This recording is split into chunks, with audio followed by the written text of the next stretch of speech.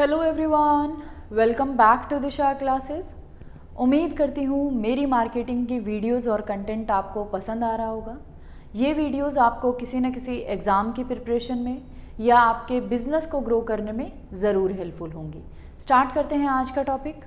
आज हम डिस्कस करेंगे फिलिप कोटलर की बुक का chapter number 20 part 22।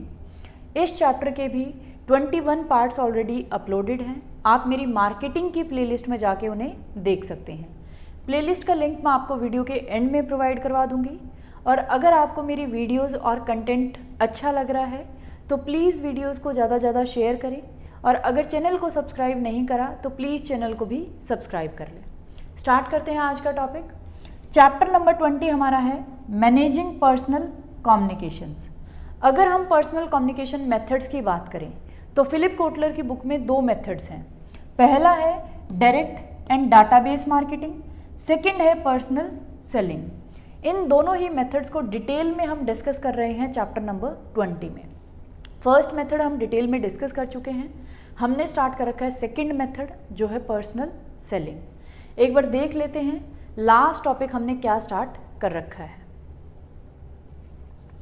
Last topic हमने स्टार्ट कर रखा है डिज़ाइनिंग द सेल्स फोर्स, कि कंपनी जब अपनी सेल्स फोर्स को डिज़ाइन करती है तो क्या क्या डिसीजंस कंपनी को लेने पड़ते हैं। तो सबसे पहले कंपनी को डिसाइड करना है सेल्स फोर्स के ऑब्जेक्टिव्स क्या होंगे, सेल्स फोर्स की स्ट्रेटजी क्या होगी, सेल्स फोर्स का स्ट्रक्चर क्या होगा, सेल्स फोर्स का साइज़ क्या होगा, और फाइनली सेल्स फोर्स का कंपनसेशन प्लान क्या होगा। तो ये 5 डिसीजंस कंपनी को लेने होते हैं जब वो अपनी सेल्स फोर्स को डिज़ाइन करती है। पहले वाले 4 डिसीजंस को हम डिटेल में डिस्कस कर चुके हैं हमारी पिछली 4 वीडियोस के थ्रू।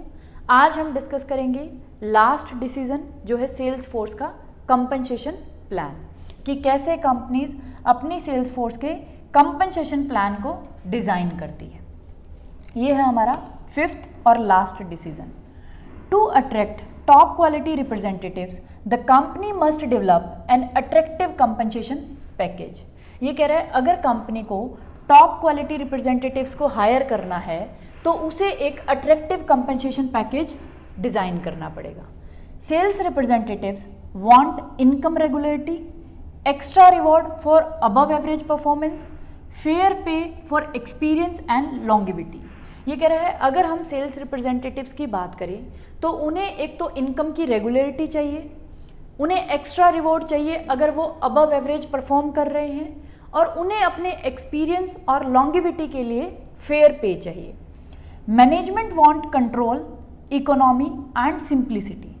अगर हम दूसरी तरफ मैनेजमेंट की बात करें तो मैनेजमेंट को चाहिए कंट्रोल, इकोनॉमी और सिंप्लिसिटी। तो दोनों के जो ऑब्जेक्टिव्स हैं वो क्या है, differ. Some of these objectives will conflict, और इन दोनों के कुछ ऑब्जेक्टिव्स ऐसे हैं जो आपस में कन्फ्लिक्ट करते हैं। No wonder compensation plans vary tremendously among and even within industries. और ये कोई वंडर होने की या सरप्राइज होने की बात नहीं है कि जो कंपनसेशन प्लान्स हैं वो विद इन इंडस्ट्री भी वेरी करते हैं। एक इंडस्ट्री में ही जो डिफरेंट कंपनीज हैं उनके कंपनसेशन प्लान्स आपस में सेम नहीं होते, और अगर हम इंडस्ट्री टू इंडस्ट्री की बात करें वहाँ तो कंपनसेशन प्लान्स वेरी करते ही करते हैं। अलग अलग इंडस्ट्रीज़ में अलग अलग कंपनसेशन प्लान्स हैं। लेकिन अगर हम एक ही इंडस्ट्री की बात करें तो उसकी भी जो अलग अलग कंपनीज़ हैं उनमें भी कंपनसेशन प्लान्स अलग अलग हैं। The company must quantify 4 components of sales force compensation. ये कह रहा है अगर हम सेल्स फोर्स कंपनसेशन की बात करें, जब हम कंपनसेशन प्लान बनाते हैं तो कंपनी को उसके 4 कंपोनेंट्स को क्वांटिफाई करना है, उनको क्वांटिटीज़ या नंबर देना है। The fixed amount, a salary satisfies the need for income stability. सबसे पहला जो कंपोनेंट है सेल्स फोर्स कंपनसेशन का वो है फिक्स्ड अमाउंट, जिसे हम बोलते हैं सैलरी, जो एक सेल्स रिप्रेजेंटेटिव की इनकम स्टेबिलिटी की नीड को फुलफिल करता है। सेकंड है variable amount, whether commission, bonus, profit sharing serves to stimulate and reward effort. दूसरा जो कंपोनेंट है सेल्स फोर्स कंपनसेशन का वो है वेरिएबल अमाउंट, जिसे हम कमीशन की फॉर्म में, बोनस की फॉर्म में या प्रॉफिट शेयरिंग की फॉर्म में देते हैं, जो उनके एफर्ट्स को स्टिमुलेट करता है और उन्हें रिवॉर्ड करता है जो उन्होंने एफर्ट्स हमारी कंपनी को मतलब हमारी कंपनी के लिए लगाए हैं। थर्ड है expense allowances, enable the sales representative to meet the cost of travel and entertaining on the company's behalf. तीसरा जो सेल्स रिप्रेजेंटेटिव का कंपनसेशन प्लान होता है उसमें होते हैं एक्सपेंस अलाउंसेस। हमें सेल्स रिप्रेजेंटेटिव्स को एक्सपेंस अलाउंसेस भी देने चाहिए, मतलब जितने भी वो एक्सपेंसेस करते हैं ट्रैवल पे या हमारी कंपनी के बिहाफ पे किसी भी कस्टमर को एंटरटेन करने के लिए, वो भी हमें उन्हें अलाउंस के फॉर्म में देने चाहिए। और फोर्थ अगर हम कंपोनेंट की बात करें तो वो है benefits such as paid vacations, sickness और accident benefits, pension and health and life insurance, provide security and job satisfaction. और फोर्थ अगर हम कंपोनेंट की बात करें सेल्स फोर्स के कंपनसेशन में वो है बेनिफिट्स। हमें अपने सेल्स रिप्रेजेंटेटिव को कुछ बेनिफिट्स भी देने चाहिए। पेड वैकेशंस दे सकते हैं, सिकनेस और एक्सीडेंट के बेनिफिट्स दे सकते हैं, पेंशन हो सकता है, हेल्थ इंश्योरेंस या लाइफ इंश्योरेंस हो सकता है जो उन्हें सिक्योरिटी और जॉब सेटिस्फेक्शन प्रोवाइड करवाए। तो ये 4 कंपोनेंट्स हैं सेल्स फोर्स कंपनसेशन प्लान के जिन्हें कंपनी को क्या करना चाहिए, क्वांटिफाई करना चाहिए। क्लियर? जब भी हम सेल्स फोर्स के लिए कंपनसेशन प्लान बनाते हैं तो हमें इन 4 एलिमेंट्स को या कंपोनेंट्स को नंबर देने होते हैं या फिर इन चारों को ही हमें फिक्स करके एक सेल्स रिप्रेजेंटेटिव का कंपनसेशन प्लान बनाना पड़ता है। Fixed compensation is common in jobs with a high ratio of non-selling to selling duties and jobs where the selling task is technically complex and requires teamwork। अब 2 चीज़ें हमने देखी हैं, एक था इसमें फिक्स्ड अमाउंट, एक था वेरिएबल अमाउंट। ये 2 कंपोनेंट मेन हैं। एक्सपेंसेस तो जितने भी वो ट्रैवल पे या एंटरटेन करने के लिए करेगा, कस्टमर को हैंडल करने के लिए करेगा, वो हम उसे अलाउंस की फॉर्म में दे देते हैं। बेनिफिट्स कंपनी की मर्जी है, पेड वैकेशंस देगी, हेल्थ इंश्योरेंस देगी या लाइफ। लेकिन मेन अगर हम कंपोनेंट्स की बात करें तो वो है फिक्स्ड और वेरिएबल अमाउंट। अब हम इन्हीं की बात करेंगे। जो फिक्स्ड कंपनसेशन होता है सैलरी की फॉर्म में, वो किन जॉब्स में कॉमन है, जहां नॉन सेलिंग और सेलिंग ड्यूटीज़ का अगर हम रेशियो देखें तो नॉन सेलिंग ड्यूटीज़ का रेशियो हाई होता है, where the selling task is technically complex and requires the team work. और जहां सेलिंग टास्क टेक्निकली कॉम्प्लेक्स होता है और वहां उसे टीम वर्क की ज़रूरत पड़ती है, तो वहाँ फिक्स्ड कंपनसेशन ज़्यादा इंपॉर्टेंट होता है।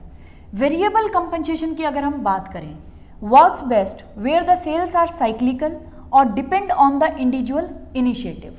और वेरिएबल कंपनसेशन वहाँ काम आता है जहाँ सेल्स कंपनी की रेगुलर नहीं है, साइक्लिकल है, मतलब बिजनेस साइकिल्स के अकॉर्डिंग है या सीजन्स के अकॉर्डिंग है। अगर हमारी सेल्स सीजन की हैं, विंटर में ही होती हैं या समर्स में होती हैं, तो या फिर हमारी जो सेल्स है वो इंडिविजुअल के इनिशिएटिव पे डिपेंड करती है, मतलब सेल्स रिप्रेजेंटेटिव के एफर्ट्स पे या उसकी स्किल्स पे डिपेंड करती है, तो वहाँ सबसे बेटर है कि भी आप वेरिएबल कंपनसेशन दें। जितना सेल्स के बेस पे अगर आप उसे देंगे तो वो उतनी ज़्यादा सेल्स करेगा, क्योंकि सेल्स किसके ऊपर बेस है, उस इंडिविजुअल के इनिशिएटिव या उसके एफर्ट्स पे या उसकी स्किल्स पे। तो वेरिएबल कंपनसेशन वहाँ ज़्यादा काम करता है, या फिर हमारी सेल्स अगर साइक्लिक है। Fixed and variable compensation give rise to 3 basic types of compensation plans.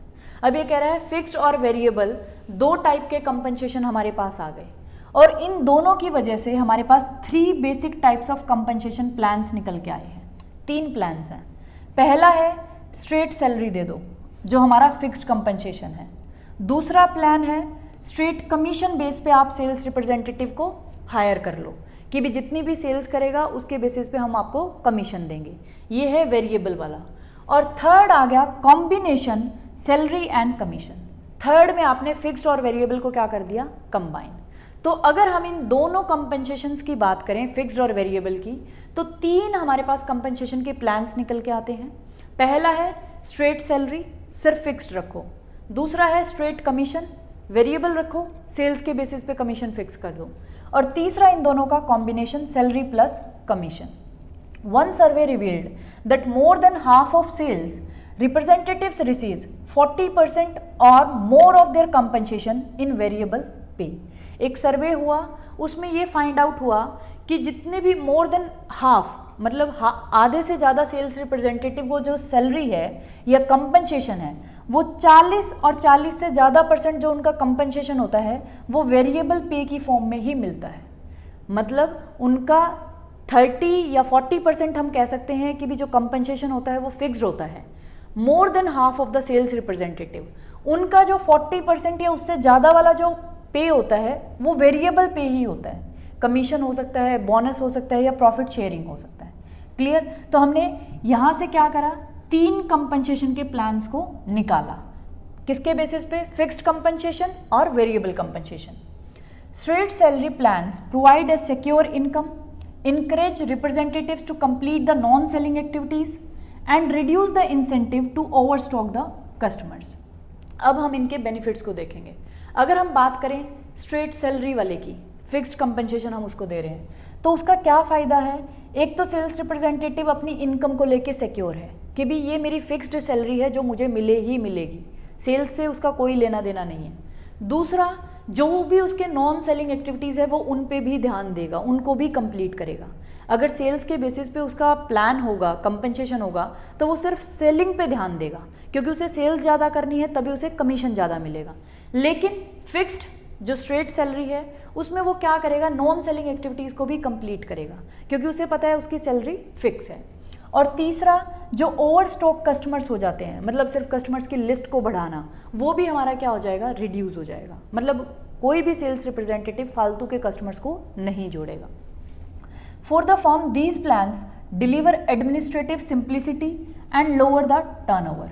ये तो हमने देखे बेनिफिट्स किसकी तरफ से, सेल्स रिप्रेजेंटेटिव की तरफ से, कि उसकी जो इनकम है वो सिक्योर होगी, वो अपने नॉन सेलिंग एक्टिविटीज़ को भी कंप्लीट कर सकता है और उसे अपने कस्टमर्स का ओवर स्टॉक करने की ज़रूरत नहीं है।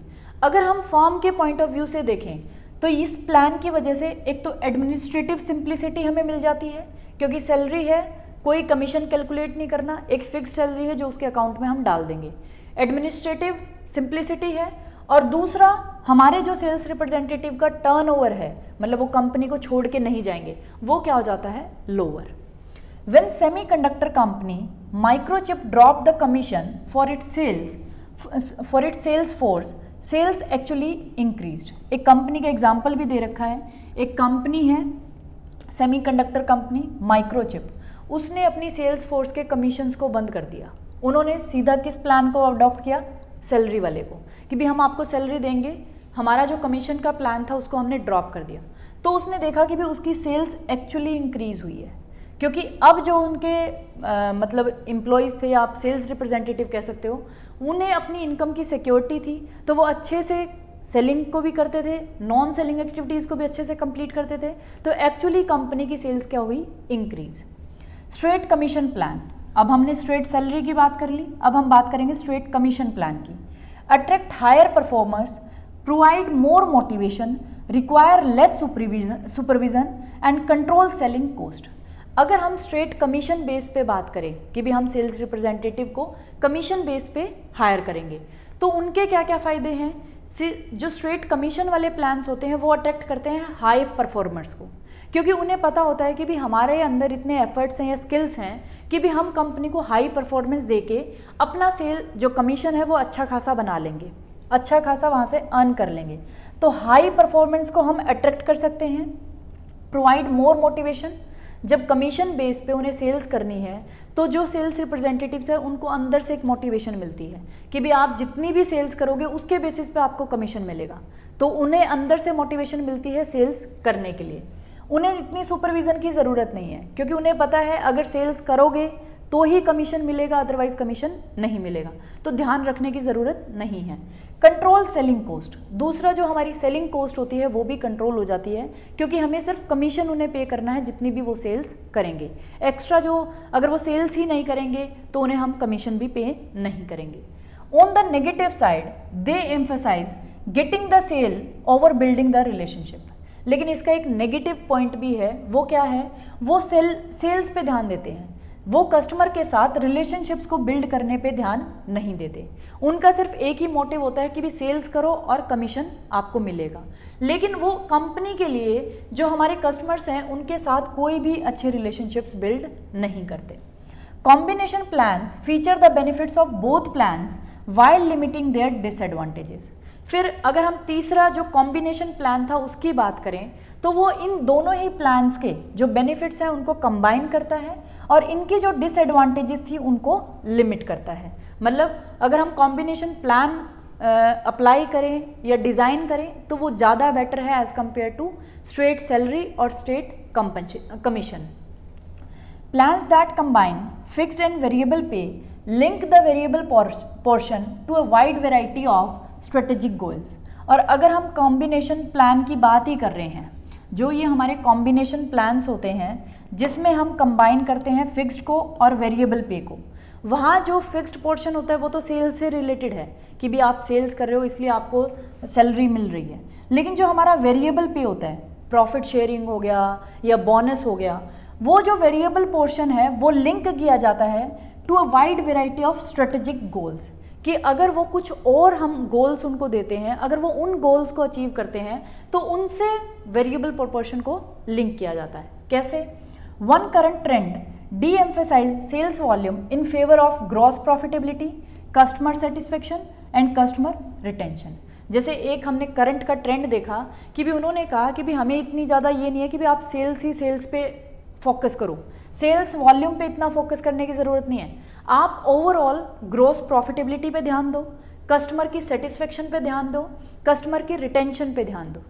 तो यही कहने का मतलब था कि अगर हम कंबाइन वाले प्लान्स की बात करें तो फिक्स्ड तो उनका होता है सेल्स करने के लिए, लेकिन जो वेरिएबल पोर्शन होता है उनके प्लान का वो लिंक किया जाता है स्ट्रेटेजिक गोल से। स्ट्रेटेजिक गोल्स में हो सकता है कि कस्टमर की सेटिस्फेक्शन होनी चाहिए, कस्टमर की रिटेंशन होनी चाहिए, ओवरऑल ग्रोस प्रॉफिटेबिलिटी होनी चाहिए। तो वेरिएबल पे को ना कि सेल्स से लिंक करके अदर स्ट्रेटेजिक गोल से लिंक किया जाता है। Other companies reward the representatives partly on sales team or even company-wide performance, motivating them to work together for the common good। और कुछ कंपनीज तो ऐसी हैं जो सेल्स रिप्रेजेंटेटिव को पार्टली तो उनकी सेल्स टीम के बेसिस पे उन्हें रिवॉर्ड देती है कि आपकी सेल्स की टीम ने बहुत अच्छे से काम किया, even the company wide performance, या फिर जो पूरी अगर ओवरऑल कंपनी की परफॉर्मेंस के बेसिस पे, और उन्हें मोटिवेट करती है कि वो इकट्ठे मिलके कंपनी के जो कॉमन ऑब्जेक्टिव्स है या कॉमन गुड्स के लिए, गोल्स के लिए क्या करें, वर्क टुगेदर करें। तो ये था हमारा आज का टॉपिक कि कैसे आप अपनी सेल्स फोर्स का जो कंपनसेशन पैकेज है या प्लान है उसको डिज़ाइन कर सकते हैं। उसके हमने कंपोनेंट्स भी देख लिया, 4 कंपोनेंट्स होते हैं और इन 4 कंपोनेंट्स में से देखें तो 2 मेन हैं, फिक्स्ड वाला और दूसरा हमारा है वेरिएबल वाला, फिक्स्ड एंड वेरिएबल। और इन फिक्स्ड और वेरिएबल को मिला के हम 3 टाइप के कंपनसेशन प्लान्स को बना सकते हैं। उनके हमने फिर बेनिफिट्स देखे और डिसएडवांटेजेस देखे। तो कंपनी को जो सही लगे अपने अकॉर्डिंग वो उस प्लान को डिज़ाइन कर सकती है। अगर आपको कोई भी डाउट हो तो आप मुझे कमेंट बॉक्स में कमेंट कर सकते हैं। Thank you for watching Disha classes, और प्लीज़ वीडियोज़ को ज़्यादा से ज़्यादा शेयर कर दिया करो, क्योंकि पूरे YouTube प्लेटफॉर्म पे ऐसा कोई भी चैनल नहीं है जो फिलिप कोटलर की बुक से मार्केटिंग सब्जेक्ट को पढ़ाए, और ऐसे लाइन टू लाइन कवर करवाना टॉपिक को तो बहुत दूर की बात है। तो आप सभी से रिक्वेस्ट है, प्लीज़ वीडियोस को इतना ज़्यादा आप शेयर करें कि हर एक उस स्टूडेंट तक जिसे फिलिप कोटलर की बुक से मार्केटिंग सब्जेक्ट पढ़ना है उस तक हमारा कंटेंट पहुँच जाए। और अगर चैनल को सब्सक्राइब नहीं करा तो प्लीज़ चैनल को भी सब्सक्राइब कर ले। Thank you for watching Disha classes.